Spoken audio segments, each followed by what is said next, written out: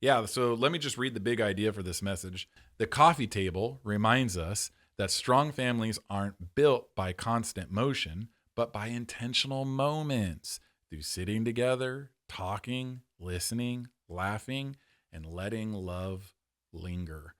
The whole idea of the coffee table is this imagery that most of us have coffee tables, right? And so that's this imagery where we're going to create a space in our relationship with no agenda at hand other than I want to spend time with you.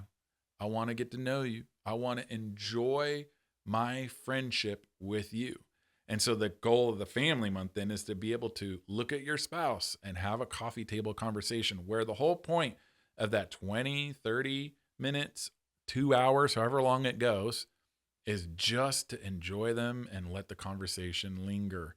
Now, I do warn everybody in the message guys are wired differently than gals, okay? And so there's going to be a little bit of taking it for the team for the husband wife dynamic, okay? Husbands, you're going to have to decide that you're going to take one for the team because there are going to be ways that you go to the coffee table for your spouse that will not feel like a coffee table conversation to you. It will feel like a chore. Your number one thing is don't tell them it feels like a chore, okay? Bottle that up, okay? You could tell your bros it feels like a chore, but don't tell them that. They know it feels like a chore, but they're going to enjoy that you're putting in the effort. So don't take it literal, although I do think women do enjoy coffee, sitting around a coffee table and having a conversation, but it can be date night without the kids. That might be the coffee table conversation.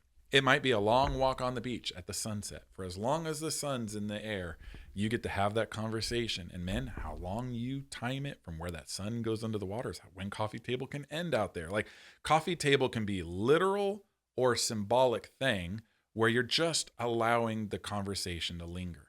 Now, on the other side, for people who have little boys, I have 3 little boys. If I start pouring a glass of milk because they don't drink coffee, and I brew a cup of coffee and sit at the coffee table with them and say, let's just talk. It's never going to work for them. I mean, maybe your little boy does. My little boys have the wiggles and they need to go do something. Now, where can I have coffee conversations with them? Instead of making it a literal thing where I'm drinking coffee and sitting around a coffee table, I just go out to the driveway and I shoot hoops with Judah. He's crazy about basketball hoops. He wants to show me that he can he calls it swooshing me, where he does nothing but net, like the swooshes. And I'm a backboard person. I hit the ball into the backboard every time. That's just how I do it. And so he thinks that's lame, that swooshing is only where you get the street cred.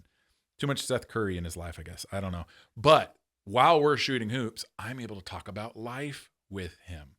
While I was kind of joking around, I sent a text to a friend this week. It was a YouTube video of making like this crazy, dangerous boat that's basically a raft. It's like a big surfboard raft that you put a 20 power gas boat engine on it and you go up the creek as fast as you can. And I was telling my friend, we have to do that. Now, while we would be doing that and while we would be going up the creek or building that raft, that would be a lot of coffee table conversation for guys. And so, ladies who have boys, think creatively on how you can have coffee table conversations with them. Think creatively how you can have coffee table conversations with your husband. And it might just be while they're working on the car, you're hanging out and talking to them. Give them a task to do that they like and then just talk to them during that task. That's really the secret to talking to guys.